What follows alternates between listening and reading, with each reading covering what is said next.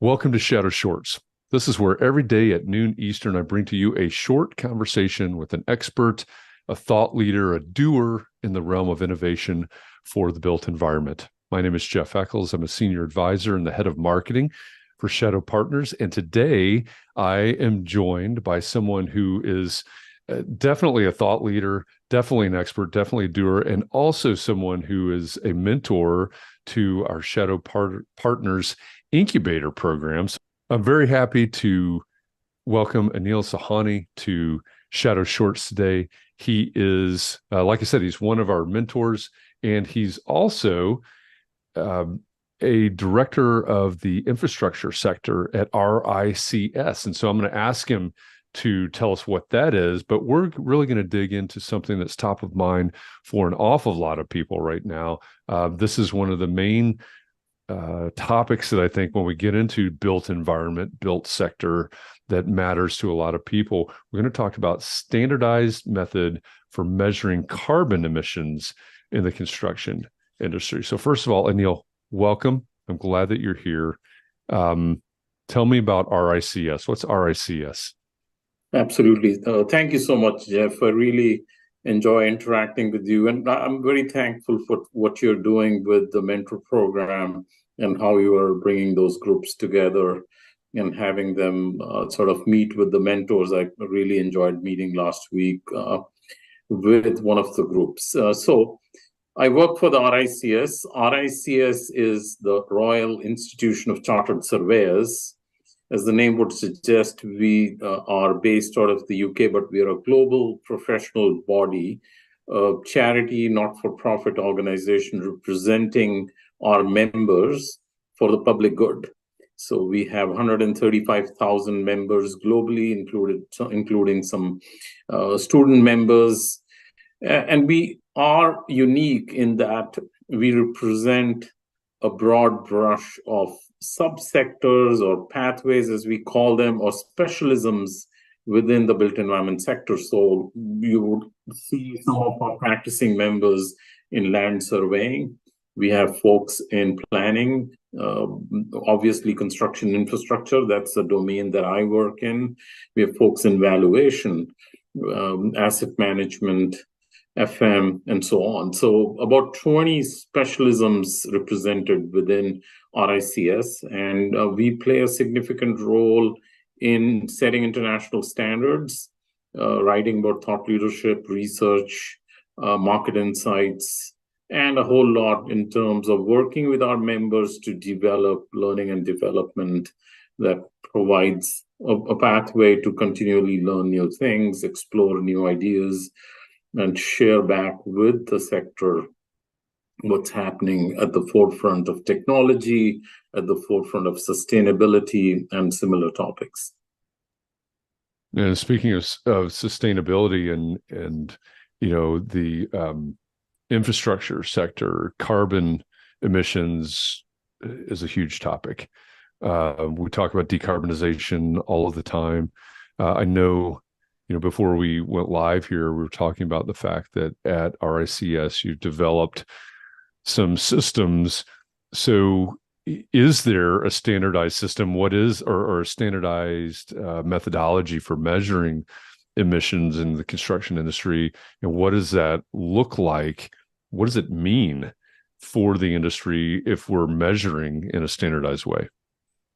Absolutely. So I think it is, as you pointed out, top of the mind for industry leaders.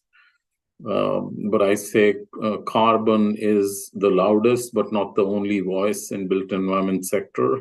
So we got to look at all other outcomes also from our assets, our projects. But definitely there is a strong need for the sector to come together, develop, I think, standardized methods that are comprehensive, that are transparent, open, and as well as consistent, because this is a very crucial area. We got to make carbon visible because carbon targets are being set. But if we don't measure them correctly, we don't report, classify, and improve them in a consistent, cost-effective fashion, then I think it's going to be problematic. But I think lots of work is happening. It's like a complex ecosystem of standards, reporting structures, benchmarks, lots of data that's needed. Obviously, one of the key requirements is to connect the decarbonization workflows back to our design, construction, operation workflows. It need not be a separate silo of its own. So that's where I think a more holistic approach is required. So the centerpiece of RICS's carbon toolkit is this whole life carbon assessment professional standard. That professional standard was written by our members and our colleagues back in 2017. The first edition was released.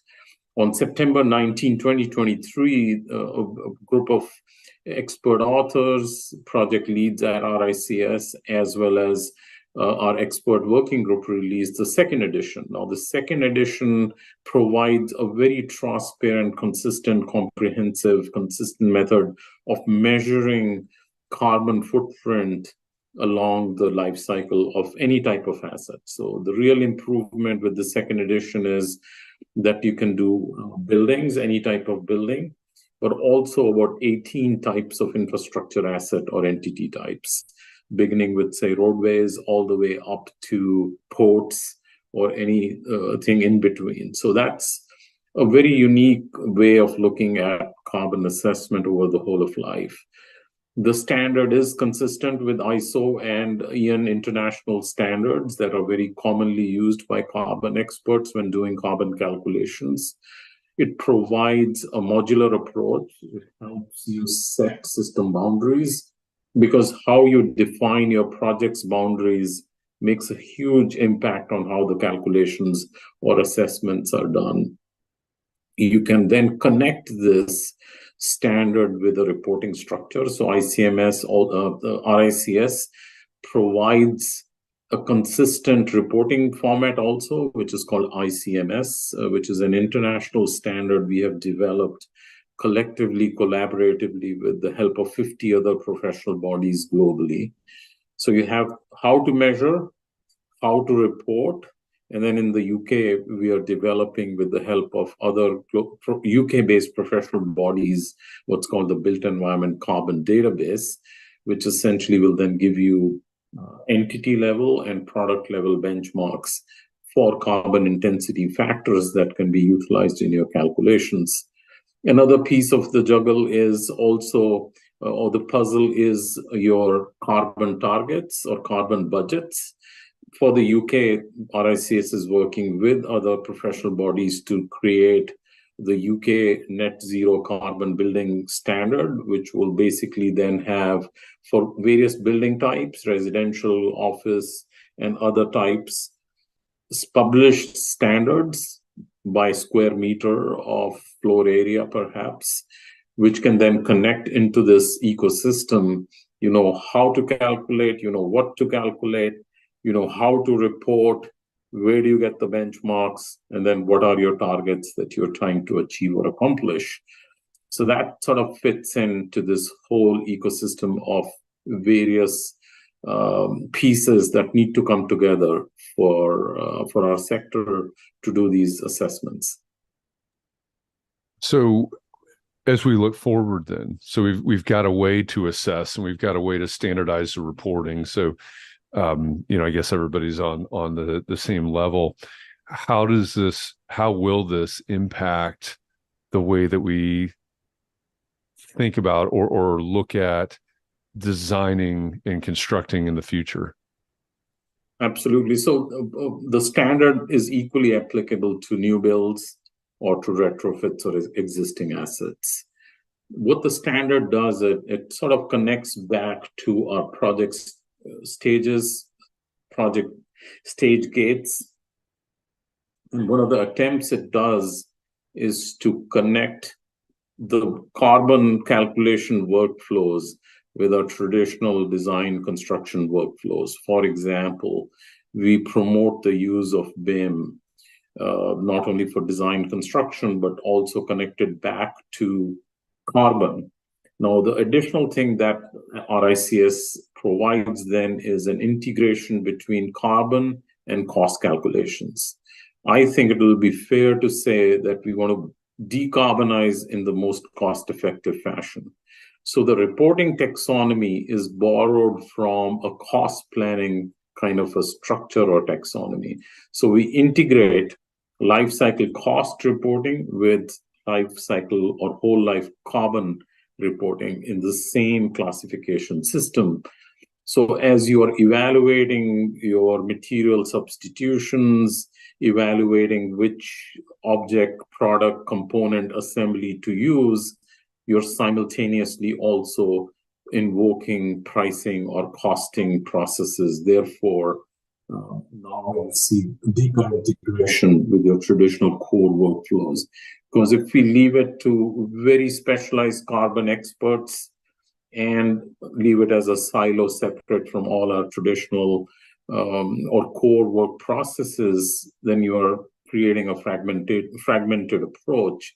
So what we want to do is maybe through our members, such as quantity surveyors or cost planners who have expertise on costing quantities, as well as material substitution, take on this whole of life approach, bring in the carbon calculations, and help project teams make decisions on material substitution, best selection of systems, products, assemblies, and components. So I think that's how this will become deeply integrated. Lastly, also important is we promote circularity principles. So if you can bring in a top layer of circularity, or plainly speaking, reuse, and how do you give credit for reuse of products, components, materials in this existing building or a new building or a new asset, that would further help integrate it to our core processes and decision-making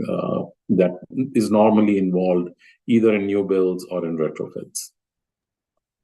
So what's the, I realize we're running up against our time here, but what's the big takeaway here? It seems to me that, what you're talking about, the standardization is really a legitimate push forward in terms of sustainability.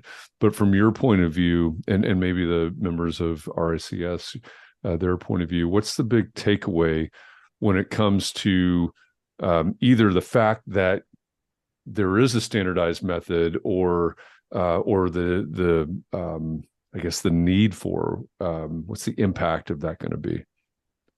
I think sort of stating in a very simple term, carbon is another layer on top of our existing layers of complexities when we build projects, turn them into assets, and then run and operate them. The few takeaways here is that we need to now, carbon, you have to have a whole of life approach. It's not possible to do carbon calculations, carbon assessments, and decision making only for what's called embodied carbon. Some people call it capital carbon, because if you're putting a window, okay, fine, you can make a decision on the first based on the first cost. But truly, to do a carbon assessment, you need to take a whole of life approach and see how many times over the life of the asset that window is going to get replaced, and then do a trade-off between embodied and operational carbon. That is something that is required. So big takeaway would be start thinking of whole of life worldview on projects and assets. This standard is going to become mandatory for our members July 2024. So that's important to keep in mind as well. Lastly, I think this is not going to take place without bringing digital. So digital is going to be digital data standards are going to be an ally or a friend of decarbonization. So we need to bring that into the mix also. And that's why I talked about integrating carbon workflows with cost, design, construction workflows, so that we can make a holistic picture out of this. So it is not an easy task, I feel, but we need a whole of industry input to move forward also. But that's something we have to do in order to address the climate crisis that we are all facing.